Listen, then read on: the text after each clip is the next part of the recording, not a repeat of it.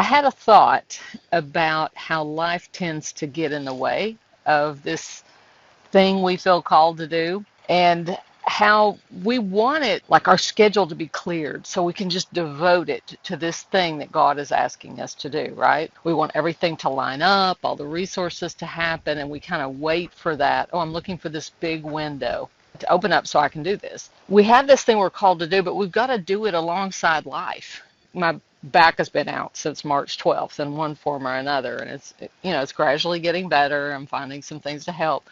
But in the process, I haven't been able to do a whole lot. Like, part of what we feel led to do is to prepare our property to do retreats on it. We've done retreats in the past, and it needs some work to get it back to that. I haven't been able to do a thing physically on this, on the house or the property, not very much at all, just whatever I can do sitting down. And I felt really useless because Dave's had to double up and do a lot of it, but I haven't been able to do much.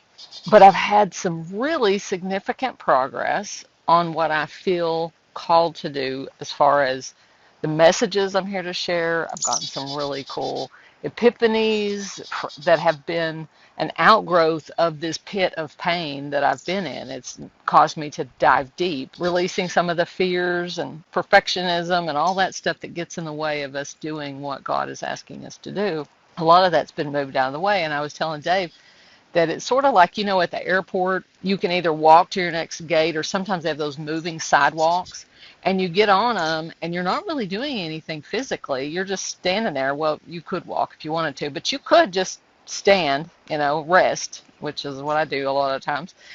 And you're still moving faster than walking, right?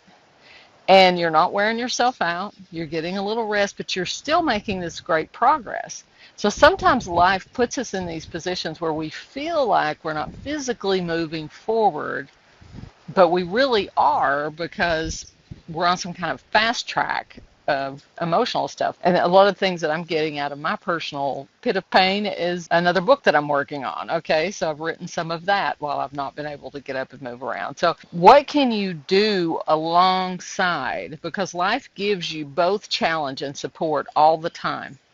Which are you going to focus on? Are you going to focus on the challenge, or are you going to say, okay, maybe I'm not able to move forward in this direction because of certain limitations or things that are in the way, but how could I move forward in another way? Where could I dive deeper emotionally, mentally, spiritually? What is opening up to you? For me, the physical shut down so that I could move emotionally and spiritually forward. And hopefully we get to the point where we're moving forward in a concerted effort. But let's face it, we're all living in a mortal world.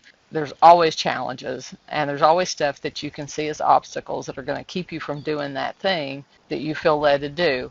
Just look around and go, okay, this closed up for me today. This opportunity closed up. What else is opening up? Maybe God's asking me to step in a little bit different direction and go through a window here because this door closed. Y'all take care. God bless.